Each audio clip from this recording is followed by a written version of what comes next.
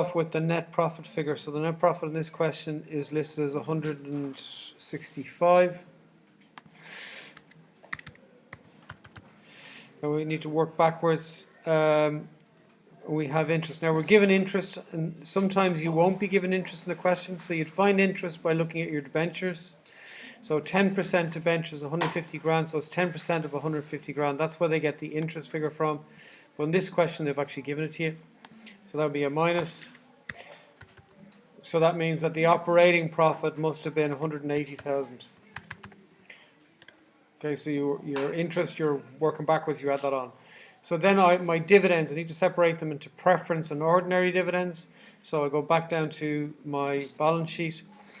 In my reserves, I've got 250,000 5% preference shares. So that means the preference shareholders would have got 250 grand multiplied by 5%, 0.05. So they would have got 12.5 grand of dividends. And then if I go back up to the question, it says the dividends paid were 88.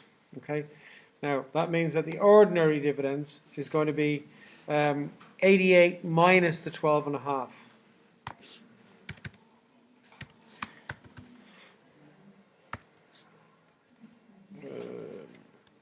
No, sorry, that's wrong. So 75,500 in this case. So the ordinary shareholder profit then is going to be the 165 minus the 12.5 preference dividends, and the retained profit in this case will be the ordinary shareholder profit minus the ordinary dividends. Is that okay, Jamie? Yeah. Okay.